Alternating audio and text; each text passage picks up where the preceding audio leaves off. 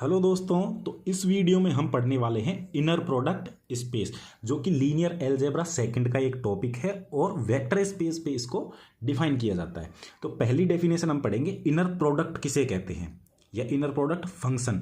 फिर inner product space की definition देखेंगे, उसके कुछ एग्जांपल्स देखेंगे। फिर इनर प्रोडक्ट स्पेस पर ही हम एक नॉर्म डिफाइन करेंगे, जिसके आधार पर हम नॉर्म्ड लीनियर स्पेस को भी साथ में डिफाइन करेंगे, जो इनर प्रोडक्ट स्पेस से ही लिंक्ड होता है। फिर orthogonal set, orthonormal set and orthogonal complement की प्रॉपर्टीज को हम पढ़ेंगे। अब हम देखते हैं कि जो इनर प्रोडक्ट स्पेस है इसकी आवश्यकता क्यों पड़ी।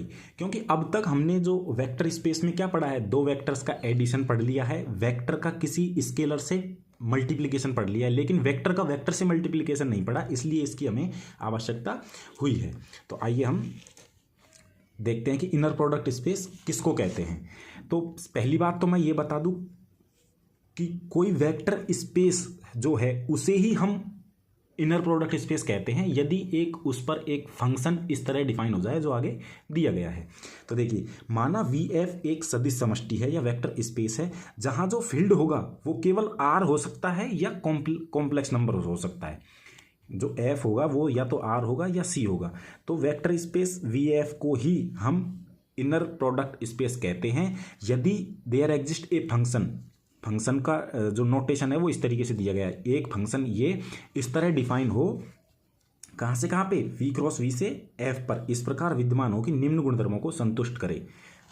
ठीक है, तो इसके गुणधर्म कौन से हैं, हम दो एलिमेंट्स के बीच में उस फंक्शन को लगाएं तो u से v में लगाएं, चाहे v से u में लगा के उसका कॉम्प्लीमेंट लें तो वो इक्वल होना चाहिए। अगर किसी एक एलिमेंट पर ही एक एलिमेंट का उसी के साथ वो फंक्शन को लें तो वो हमेशा ग्रेटर देन इक्वल टू 0 होना चाहिए। और यदि किसी एलिमेंट का a से मल्टीप्लाई करके अलग एलिमेंट्स के साथ हम उस फंक्शन को लगाएं तो वो a के मल्टीप्लिकेशन में वो फंक्शन आए, और इस तरह की ये प्रॉपर्टीज, चार प्रॉपर्टीज होल्ड कर जाएगा। तो जो वो फंक्शन ऐसा कोई अवेलेबल हो हमारे पास वी एफ में, तो हम वी एफ को ही क्या कह देंगे, इनर प्रोडक्ट स्पेस कह देंगे। अब इसको जो इजी लैंग्वेज में या सीधी भाषा में हम क्या कहेंगे, और जहाँ देखिए फंक्शन जो ये है इसको हम इनर प्रोडक्ट या आंतरिक गुणन कहते हैं। ठीक है, वी आर या वी सी एक वेक्टर स्पेस है तथा एक इनर प्रोडक्ट फंक्शन वी पर परिभाषित हो जाए तो वी को ही इनर प्रोडक्ट स्पेस कहते हैं। ओके, आपकी डेफिनेशन क्लियर है और आगे हम देखते हैं। अब जो इनर प्रोडक्ट हमने डिफाइन किया है उसकी कुछ प्रॉपर्टीज और होती हैं।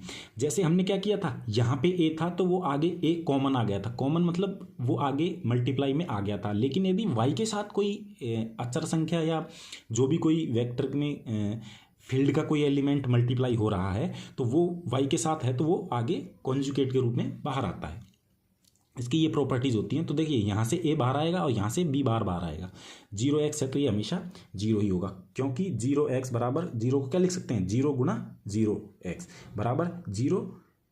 इस तरीके से इसको लिख सकते हैं ना, क्योंकि 0 बाहर आएगा, जैसे ही बाहर आएगा तो 0 किसी भी के साथ मल्टीप्लाई होकर 0 ही बना देगा। इनर प्रोडक्ट प्रथम पद के साथ लीनियर होता है।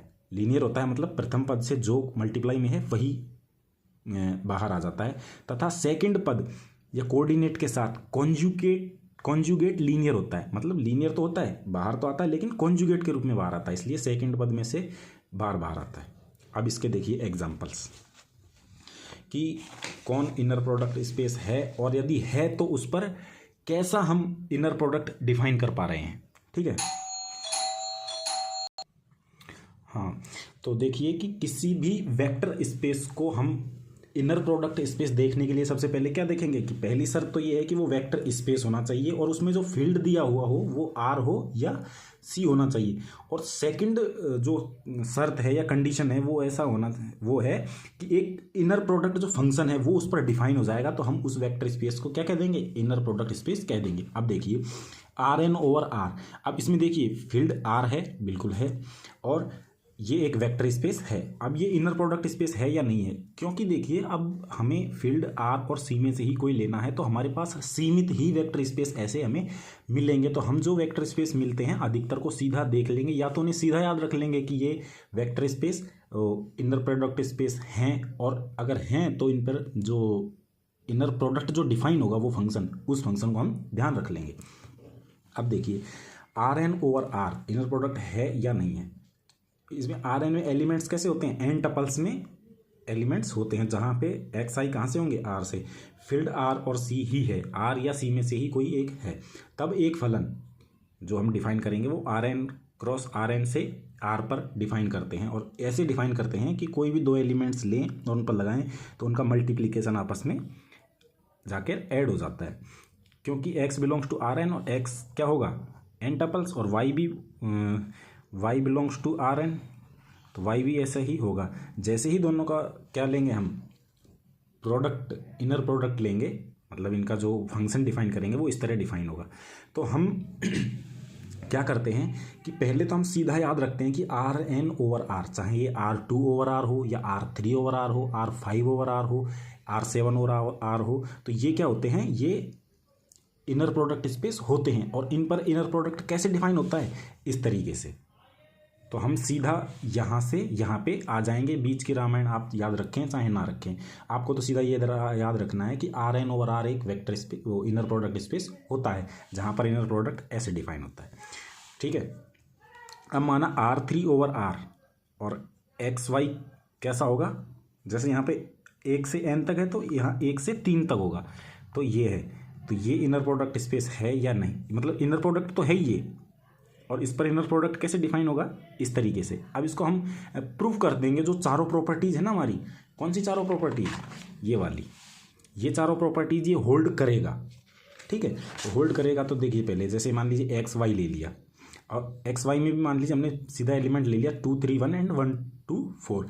जैसे ही हमने एक्स वाई लिया तो डिफाइन कैसे, ऐसे, तो हम मल्टीप्लाई करके ये लिख पा रहे हैं, तो ये 12 आ गया। अब जो सेकंड प्रॉपर्टीज होती है वो क्या होती है, x Y is equal to y x का बार। तो अब वाई एक्स निकालेंगे, वाई एक्स जैसे निकाला तो y1x1 plus y2x2 plus y3x3 बराबर 12। ठीक, और इसका बार लेते ही बार तो 12 का 12 ही होगा, जो कि एक्स वाई बराबर वाई एक्स का बार। पहली कंडीशन हमारी होल्ड हो रही है। अब हम देखते हैं सेकंड कंडीशन। सेकंड कंडीशन क्या है, एक्स ओवर एक्स। जैसे ही एक्स ओवर एक्स है तो 2 3 1 2 3 1 लेंगे, तो 2 into 2 3 into 3 1 into 1 14 which is greater than equal to 0। Second property hold. Third property A, माना ए क्या है 5 ले लिया, क्योंकि हम एक पर्टिकुलर एग्जाम्पल से इसको प्रूव कर रहे हैं या एग्जाम्पल हम देख रहे हैं, तो कोई एलिमेंट ही लेना पड़ेगा। मान लीजिए 5 ले लिया, 5xy, एक्स किस टाइप का होगा, 3 टपल्स में, वाई भी 3 टपल्स में। जैसे ही ये होगा तो इसको हम क्या लिख देंगे, जैसे ही मल्टीप्लाई करेंगे तो ये 5 इंटू 10 15 एंड 5 1 2 4। अब इनका मल्टीप्लाई करके एडिशन हो जाएगा 16। जैसे 16 हुआ तो इसको क्या लिख सकते हैं, 5 इंटू एक्स वाई, क्योंकि एक्स वाई हमने क्या निकाला था, एक्स वाई हमने 2 3 1 और 1 2 4 पहले ही यहाँ से एलिमेंट्स ले रखे हैं। कौन से, यहाँ हमने जो एलिमेंट लिए हैं इन्हीं पर ही हम लगा रहे हैं। ठीक है, तो ये 16 हो गए, और x plus y and z इसी तरीके से हम इसको भी प्रूव कर देंगे। तो क्या हो गया हमारा आर एन ओवर आर, चाहे फिर वो R3 ओवर आर हो, R2 ओवर आर हो, ये हमारा हमेशा इनर प्रोडक्ट बनेगा। अब R ओवर आर एक वेक्टर स्पेस होता है, तथा इस पर एक इनर प्रोडक्ट इस तरह डिफाइन होता है कि एक्स वाई बराबर एक्स वाई। ठीक है, अतः आर ओवर आर एक इनर प्रोडक्ट स्पेस है। सी एन ओवर सी भी एक इनर प्रोडक्ट स्पेस होता है। ठीक है, भी एक इनर प्रोडक्ट स्पेस है, जहां पे जो इनर प्रोडक्ट है वो इस तरह डिफाइन होगा। किस तरह डिफाइन होगा, आई बराबर 1 से n एक्स आई वाई आई का बार मल्टीप्लाई होगा इसमें। ठीक है, तो x1 y1 का बार प्लस x2 y2 का bar plus dash dash dash plus xn yn का बार। जहाँ x y कहाँ बिलोंग करेंगे, Cn में, तो x क्या है a1 से an तक n टपल्स में होगा, और जहाँ a1 और a2 कहाँ आएंगे, कॉम्प्लेक्स नंबर्स से आएंगे, तो ये क्या होंगे कि a plus iota b type के होंगे। ठीक है, एलिमेंट्स इसमें जो भी होंगे पर n टपल्स में ये होंगे। और ये सी एन ओवर सी हम सीधा याद रखेंगे, सी एन ओवर सी भी एक क्या होता है, इनर प्रोडक्ट स्पेस होता है, जहां पे जो इनर प्रोडक्ट फंक्शन है वो इस तरीके से डिफाइन होता है बस। अब m cross N over R, मतलब जो एम क्रॉस एन मैट्रिसेस का जो सेट है या स्पेस है ओवर आर, जहां पे एल मैट्रिक्स की एंट्रीज आर से आएंगी, वो एन क्रॉस एन मैट्रिसेस का सेट जिसके अवयव आर से आए वेक्टर स्पेस है। ठीक है, तो a b inner product space है, वेक्टर स्पेस पहले तो देखो एक वेक्टर स्पेस है और जो फील्ड है वो आर है, तब इस पर एक हम इनर प्रोडक्ट इस तरह डिफाइन कर पाएंगे, इनर प्रोडक्ट फंक्शन इस तरह डिफाइन कर पा रहे हैं, क्योंकि मैट्रिक्स है तो मैट्रिक्स में कैसे डिफाइन करेंगे, trace of b transpose a एक इनर प्रोडक्ट होता है, इसलिए m n R m N cross n, तो यहाँ जो ये है एन क्रॉस एन है, ये ना कि एम क्रॉस एन, ये एन क्रॉस एन है, ठीक है। तो ये n cross N over R क्या है, एक इनर प्रोडक्ट स्पेस है। क्यों है, क्योंकि देखिए एन क्रॉस एन जो मैट्रिक्स का जो पहले तो ये क्या होता है, वेक्टर स्पेस होता है, वेक्टर स्पेस में भी जो फील्ड है वो आर है, और हम एक इनर प्रोडक्ट फंक्शन इस तरह डिफाइन कर पा रहे हैं जिसमें trace of b transpose a है, तो हम कह देंगे तीनों कंडीशन होल्ड है, तो हम कह देंगे कि ये इनर प्रोडक्ट स्पेस है। अब देखिए M N cross N over C, N cross N matrices का सेट है जिनकी एंट्रीज कॉम्प्लेक्स नंबर से हैं, ये वेक्टर स्पेस होता है, वेक्टर स्पेस होता है तथा इसका जो फील्ड है वो कॉम्प्लेक्स नंबर है। साथ ही हम एक ए बी मतलब इनर प्रोडक्ट फंक्शन इस तरह डिफाइन कर पा रहे हैं कि ट्रेस ऑफ बी का क्या है, ये बी थीटा ए। यदि ये बी थीटा बराबर बी हो जाता है तो इसको कहते हैं हर्मिशियन मैट्रिक्स। तो इसलिए केवल यदि हम इसका ट्रेस ये ए बी में दो मैट्रिक्स लें और उनके बीच में हम ये फंक्शन लगाएं और उसकी जो वैल्यू आए वो आए ट्रेस ऑफ बी थीटा ए, एक इनर प्रोडक्ट है जहाँ पे जो बी थीटा होता है वो बी बार का ट्रांसपोज होता है, क्योंकि बी क्या है, एक मैट्रिक्स है। तो इसलिए हम क्या कह पाएंगे, जो एम एन क्रॉस एन है ओवर सी एक इनर प्रोडक्ट स्पेस है। अब देखिए सिक्स्थ, सी का मतलब होता है जो continuous function on interval a b, तो इंटरवल ए बी पर परिभाषित सभी कंटिन्यूअस फलनों की समष्टि है, मतलब वेक्टर स्पेस है। पर ये एक हम इस तरह डिफाइन कर पा रहे हैं एक इनर प्रोडक्ट फंक्शन कि integration a to b f t dot g t का बार डी टी एक इनर प्रोडक्ट है, तो हम क्या कह देंगे, ये क्या है, एक इनर प्रोडक्ट स्पेस है। अब इसमें कोई और थ्योरी की हमें आवश्यकता इसलिए नहीं पड़ती कि केवल वो हमसे चार ऑप्शन में दे देगा और पूछ देगा बताइए ये इनर प्रोडक्ट स्पेस है या नहीं है। एग्जाम्पल्स कम इसलिए होते हैं कि इनमें जो फील्ड लिया जाता है वो आर या सी ही लिया जाता है। अब देखिए फंक्शन एफ एक्स और वाई, मतलब एक ऐसा फंक्शन जो है इसको बोलते हैं क्वाड्रेटिक फॉर्म इन मैट्रिसेज, कि वाई ट्रांसपोज ए एक्स, तो एफ ऐसा है कि आर की पावर ये R n cross R n से आर पर क्या है, एक इनर प्रोडक्ट है, और जहाँ पे जो ए है जो बीच वाली जो सिमेट्रिक मैट्रिक्स है ये जीरो मैट्रिक्स नहीं होनी चाहिए, तो ये हमारा इनर प्रोडक्ट एक स्पेस बनाएगा। और वैसे ही एफ एक्स है, x transpose a x is greater than zero for all x not equal to zero, एक इनर प्रोडक्ट है। अब देखिए कि इसी अब इनर प्रोडक्ट स्पेस के बाद में क्या इस पर एक नॉर्म डिफाइन करते हैं जो आगे चल के नॉर्म्ड लीनियर स्पेस या नॉर्म्ड लीनियर स्पेस को डिफाइन करता है, ठीक है। अब देखिए नॉर्म ऑफ अ वेक्टर, माना नॉर्म को देखिए लेंथ के रूप में भी ले सकते हैं और सदिश का मानक भी इसे बोल देते हैं, कि माना वेक्टर स्पेस जो वी एफ है एक इनर प्रोडक्ट स्पेस है, तब किसी भी वी बिलोंग्स टू वी के लिए नॉर्म को इस तरीके से डिफाइन किया जाता है, ठीक है, से परिभाषित करते हैं तथा इसे वी के बाद इस डिफाइन से मतलब इस साइन से दर्शाते हैं। तो norm of v is equal to under root inner product of v o v, इसको जैसे स्क्वायर करेंगे तो अंडर रूट हट जाएगा, जैसे ही अंडर रूट हटेगा तो हम जानते हैं कि इसको किस तरह खोलते हैं हम, summation I is equal to 1 to n X I. अब एन यहाँ इसलिए लिया गया है कि अभी इसकी हमें डायमेंशन का नहीं पता है, या ये कितने टपल्स का जो है उसका भी नहीं पता है, इसलिए हमने एन ले लिया है। और ये जो नॉर्म है ये एक लेंथ की तरह व्यवहार करता है या प्रॉपर्टीज रखता है। इसलिए नॉर्म की डेफिनेशन तो ये होती है, इसका जैसे स्क्वायर करेंगे तो अंडर रूट हमारा हट जाएगा। लेकिन जो किसी भी वेक्टर का हम नॉर्म निकालेंगे तो वो या तो जीरो होगा या जीरो से बड़ा होगा। ठीक है, जीरो कब होगा? यदि और केवल यदि वो वेक्टर स्वयं ही जीरो हो। वेक्टर क्या है? वी का कोई एलिमेंट है, जो हमारा क्या है, इनर प्रोडक्ट स्पेस है, उसका कोई भी एलिमेंट है। ठीक है, अभी यदि उस एलिमेंट में अल्फा मल्टीप्लाई करके, हम अल्फा क्या है, अचर है, अल्फा मल्टीप्लाई करके उसका नॉर्म निकालेंगे तो हम वी का नॉर्म निकाल के उसके जो मॉड्यूलस है उसके मल्टीप्लाई कर देंगे तो वही आंसर हमारा आएगा। u प्लस वी का जो हम नॉर्म निकालेंगे वो always less than equal to होता है norm of u plus norm of v। इसको ट्राइंगुलर इनइक्वलिटी हम कहते हैं। अब इसके बाद में जब हमने नॉर्म पढ़ लिया किसी भी एलिमेंट का, तो आगे चल के आता है नॉर्म्ड लीनियर स्पेस। नॉर्म्ड लीनियर स्पेस इसलिए पढ़ते हैं कि ये क्या है, यदि कोई इनर प्रोडक्ट स्पेस है तो वो ऑलवेज नॉर्म्ड लीनियर स्पेस भी होता है। तो अब देखिए, इसको बोलते हैं मानकीकृत रैखिक समष्टि। माना वी एफ, जहाँ एफ क्या होता है, आर या सी है, एक वेक्टर स्पेस है, तब वी एफ को नॉर्म्ड लीनियर स्पेस कहते हैं यदि एक फलन v से f पर निम्न प्रकार परिभाषित हो। जैसे हमने क्या कहा था, इनर प्रोडक्ट स्पेस कहा था, तो किसी वेक्टर स्पेस लिया था पहले, उसमें f क्या लिया था, r या c लिया था, और उस पर एक इनर प्रोडक्ट फंक्शन डिफाइन कर दिया था। जिस वेक्टर स्पेस पे इनर प्रोडक्ट फंक्शन डिफाइन हो जाए तो वो f क्या लेंगे, r और c में से, तब उसको हम इनर प्रोडक्ट स्पेस कह देंगे। वैसे ही यहाँ है कि वी एफ, जहाँ एफ आर या सी है, अगर इस पर हम एक नॉर्म्ड फंक्शन डिफाइन हो जाए हमारा, तो उसे ही हम क्या कह देंगे, नॉर्म्ड लीनियर स्पेस कह देंगे। जहाँ पर देखिए वेक्टर स्पेस है, तब वी एफ को नॉर्म्ड लीनियर स्पेस कहते हैं यदि एक फलन नॉर्म्ड फंक्शन वी से एफ पर इस प्रकार परिभाषित हो, जैसे उसमें ए लगाएं तो वो जीरो के इक्वल है, जीरो से बड़ा होना चाहिए, अल्फा ये प्रॉपर्टीज़ को होल्ड करें।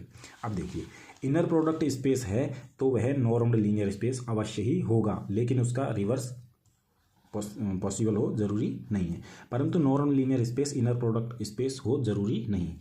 क्यों जरूरी नहीं है? क्योंकि देखिए, नॉर्म्ड लीनियर स्पेस वेक्टर स्पेस पर परिभाषित हो जाता है, क्योंकि हमें पता है ना, ये जो हमने डेफिनेशन देखी है कि वेक्टर स्पेस वी एफ एक वेक्टर स्पेस है, तब को वी एफ को नॉर्म्ड लीनियर स्पेस कहेंगे। ठीक है, लेकिन किसी वेक्टर स्पेस को इनर प्रोडक्ट स्पेस होने के लिए उसमें इनर प्रोडक्ट फंक्शन भी डिफाइन होना आवश्यक है, जो कि नॉर्मल लीनियर स्पेस कंडीशन में जरूरी नहीं। ठीक है, इसलिए है जो ये रिवर्स को होल्ड नहीं करता है।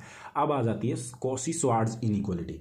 ये जो नॉर्म और जो inner product space, inner product function है, इन दोनों के बीच में एक रिलेशन को दिखाती है। तो ये हमारी कॉची श्वार्ट्ज इनइक्वालिटी होती है जब हम दो एलिमेंट्स का क्या लेते हैं, इनर प्रोडक्ट करते हैं और उनका मॉड्यूलस लेते हैं, वो always less than equal to आता है दोनों एलिमेंट्स के नॉर्म का मल्टीप्लाई।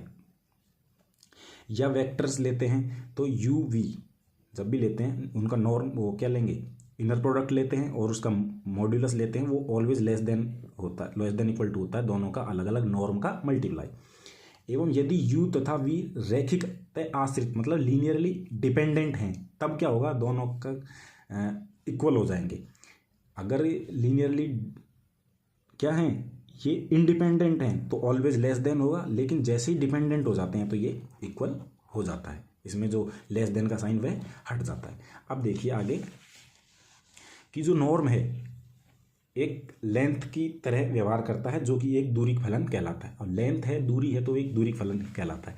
प्रत्येक इनर प्रोडक्ट स्पेस एक मैट्रिक स्पेस या दूरी समष्टि होता है। और क्यों होता है, इसमें देखिए कुछ सिमिलरिटी, कुछ क्या मतलब सारी सिमिलरिटी होती हैं, क्योंकि V एक इनर प्रोडक्ट स्पेस है तथा नॉर्म क्या है, इस तरह उपस्थित है, तब V ओवर V किसके साथ में, फंक्शन नॉर्म के साथ में। ठीक है, तो u minus V greater than equal to zero, u minus V always मतलब great equal to zero if and only if u बराबर v हो। तो ये एक मैट्रिक स्पेस की ही प्रॉपर्टीज की तरह काम कर रहा है, क्योंकि मैट्रिक स्पेस में हम क्या पढ़ते हैं, D X Y is greater than equal to zero, and second D X Y बराबर zero if and only if X बराबर जीरो, डी एक्स वाई बराबर D Y X and D X Y plus D Y Z is greater than equal to D X Z. ये पढ़ते हैं, वही norm की conditions होती हैं, तो दोनों सेम ही है।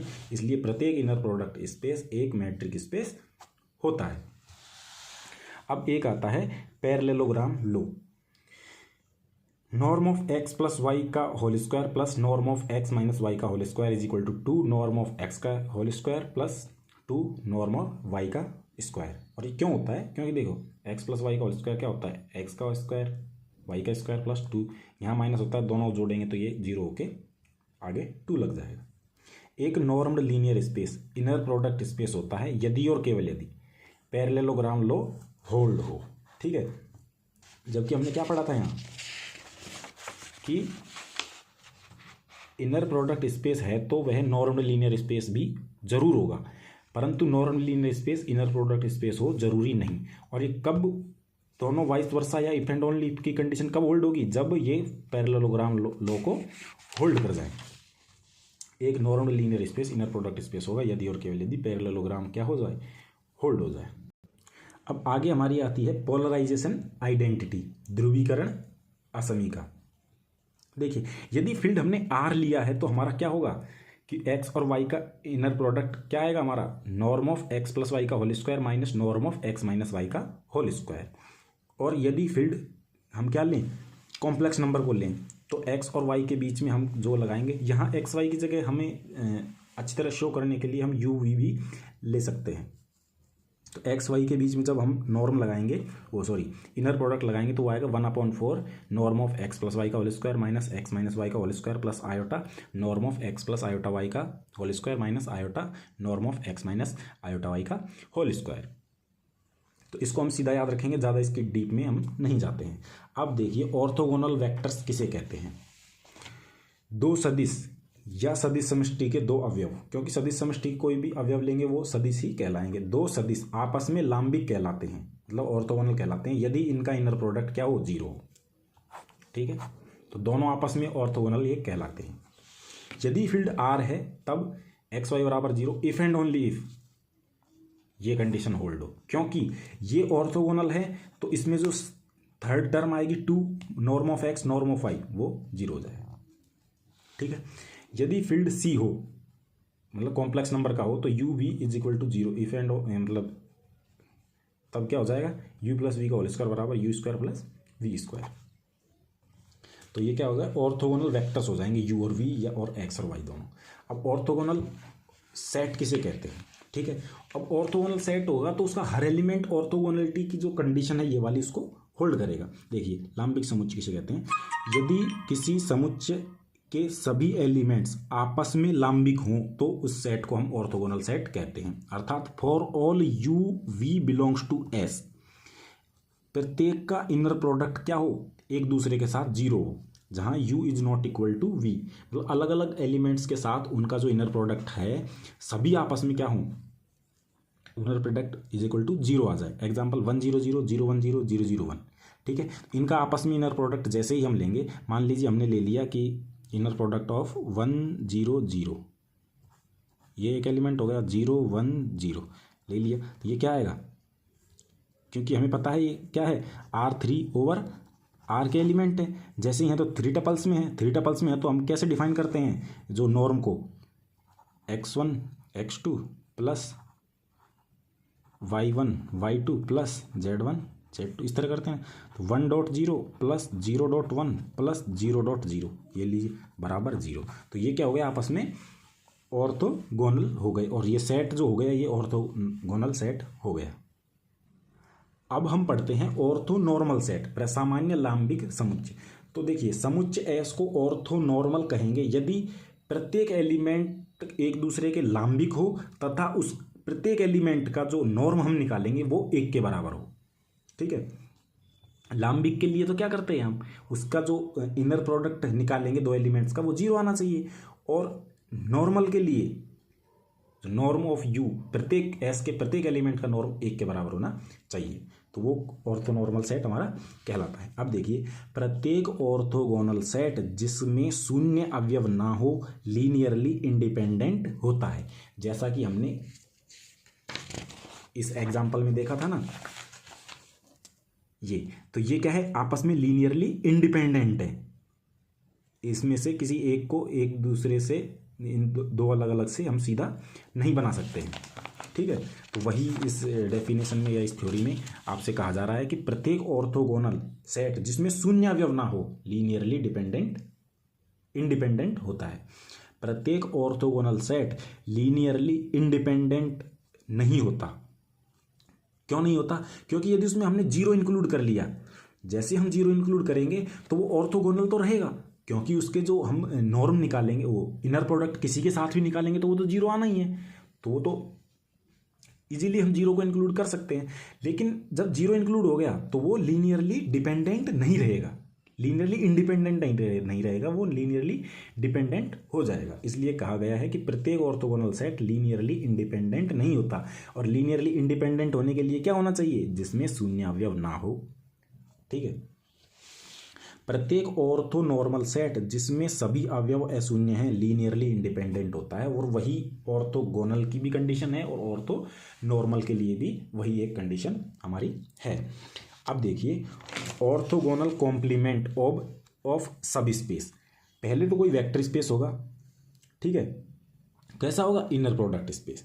और उसका कोई पहले तो क्या होगा? वी एफ एक, मान देखिए अब सीधा ही पढ़ लेते हैं, उपसमष्टि का लांबिक पूरक किसे कहते हैं। माना वी एफ एक सदिश समष्टि है तथा डब्ल्यू वी एफ का एक इनर प्रोडक्ट स्पेस है, तब डब्ल्यू का ऑर्थोगोनल सेट लांबिक समुच्चय डब्ल्यू के ऊपर इस तरीके से ये लांबिकता का क्या होता है?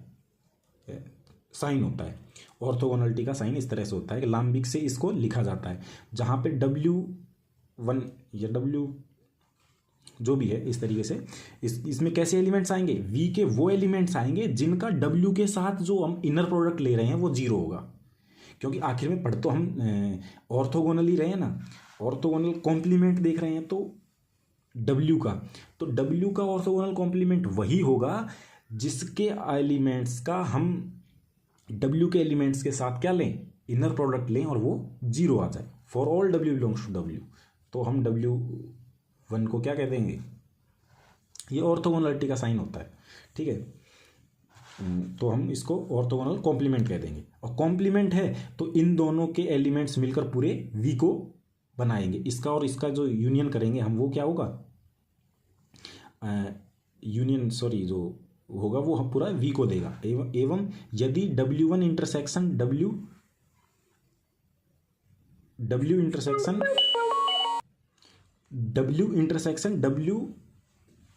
Orthogonal complement is equal to, दोनों में जो ऑर्थोगोनल W का ऑर्थोगोनल लेंगे उन दोनों में जो कॉमन एलिमेंट है केवल जीरो एलिमेंट होना चाहिए।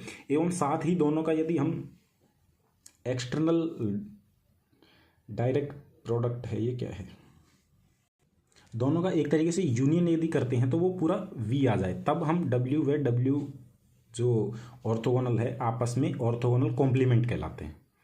ये तो ऑर्थोगोनल W का ऑर्थोगोनल सेट होता है, लेकिन कॉम्प्लीमेंट कब कहेंगे? जब ये दोनों मिलकर V को बनाते हैं, ठीक है। अब ऑर्थोगोनलिटी की क्या होती है? कुछ प्रॉपर्टीज होती हैं कि जीरो का ऑर्थोगोनल क्या होता है? V का ऑर्थोगोनल जीरो। W का ऑर्थोगोनल एक सब स्पेस होता है, W1 इंटरसेक्शन W का orthogonal is equal to zero, यदि W क्या है? सब स्पेस है, ठीक है। और W का ऑर्थोगोनल, फिर उसका ऑर्थोगोनल यदि ले तो वापस हमें W ही मिलता है। यदि W1 is subset of W2, तो W2 का ऑर्थोगोनल सब सेट होता है W1 के ऑर्थोगोनल का। इसमें यहाँ ये अपोजिट हो जाते हैं। W1 इंटरसेक्शन W1 का W2 का orthogonal is equal to W1 का ऑर्थोगोनल प्लस W2 का ऑर्थोगोनल। W1 प्लस W2 का orthogonal is equal to W1 का ऑर्थोगोनल इंटरसेक्शन W2 का ऑर्थोगोनल। ये हमारी ऑर्थोगोनलिटी की प्रॉपर्टीज़ भी यहाँ पे, इनको प्रूफ करने की आवश्यकता नहीं है, सीधा याद रखें तो बेहतर रहेगा हमारे लिए, तो इसलिए हमें ये इनको सीधा लिखवाया गया है। तो ये हमारा आज कौन सा टॉपिक है? इनर प्रोडक्ट स्पेस का टॉपिक कंप्लीट होता है। और इसके बाद हम पढ़ने वाले हैं एडजॉइंट ऑपरेटर्स। तो थैंक यू, पढ़ते रहिए, बने रहिए मेरे साथ।